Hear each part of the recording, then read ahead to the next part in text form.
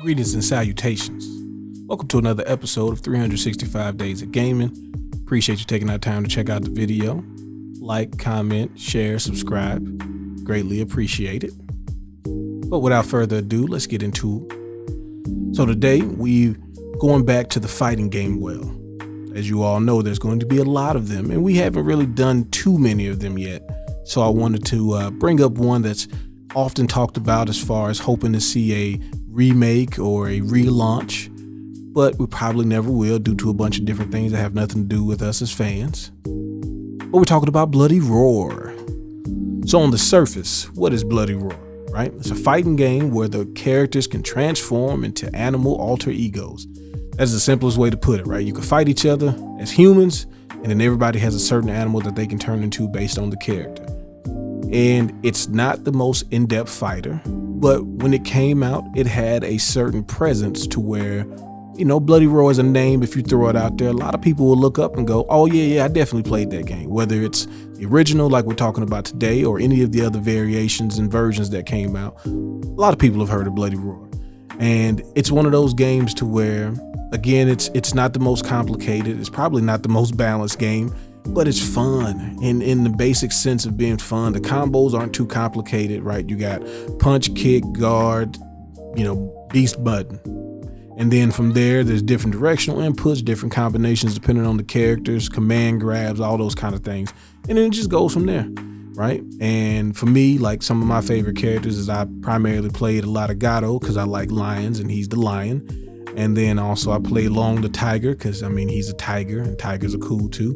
But there's really no bad character in this game. And that's one of the first things that stuck out when I played this is there's not a bad character. There's not anybody where I'm like, oh, that person is awful or I just didn't enjoy playing with them. They're all different play styles. Some characters are more based on multiple combos. Some characters are based on grabs. Some characters are based on, one or two hard hits. So it's basically pick your play style or you got a variation of play styles. And since we're talking about the first game, there's not as many people to select from. There's only 8 characters, but that's cool. It's an intro game, right? Street Fighter 2 only had 8 characters. I didn't see anybody complaining about that. So why does Bloody Roar have to have a bunch of characters on their first game? But they're all very different. For example, if you end up playing with Bakuryu, then he's the ninja. He turns into like the mole and he's all fast and quick attacks. If you play with Greg the gorilla, then he's the strong man. He's doing a lot more grab based stuff. If you play with the protagonist, like I know a lot of you do, you got Hugo the wolf. But play with like Alice the bunny, and she plays totally different. A lot of high jumping and spinning around and whatnot. So you get to pick your play style, and I always thought that was pretty cool about the game. You can also do different ring out attacks if you do the running beast attack as you're going towards the wall, or you do a strong knockback move.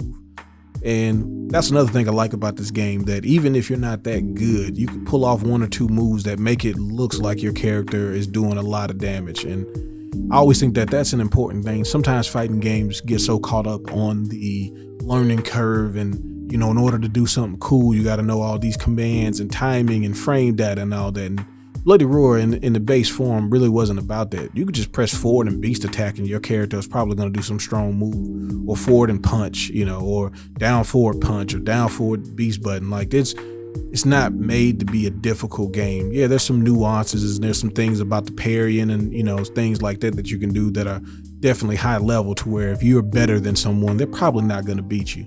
But that's not what this game is about. This game is about having fun. So have some fun. That's what we look for when we play games like Bloody Roar. It was never about being the most dominant Bloody Roar player, at least for me and my friend circle and my crew. Bloody Roar is about just having some fun. Let's just get in here, turn into some animals, go after each other, and make something happen. The game itself, if you do the story mode, each character has an ending. I was not gonna sit here and beat the game with every single character, so you get to watch me play through some Gato as well as playing through some Long the tiger. But it's standard fighting game ending, especially during the 90s, right? You get to steal images and, somebody did something, they won, and then they go about their way. You don't know what ending actually matters towards the story as a whole. You don't care. You just want to play through the single player mode with your favorite character. Maybe you're trying to learn something or, just having some fun. But, everything is pretty standard here. One of the things that, can add some level of strategy is that you do have some recoverable life if you turn into your beast mode, or if you are in beast mode and you receive damage. So matches don't have to be as short as they may appear if people manage their health right. So there's a layered strategy to it. It's not like it's just a button mashing game, right? Like, again, if you learn the nuances of this game, you will be better than people who don't know the nuances. But you might still lose because they can hit you really hard with 1 or 2 buttons. And that's part of the balancing act. That's even more balanced to me if everybody has a chance to win. You feel me?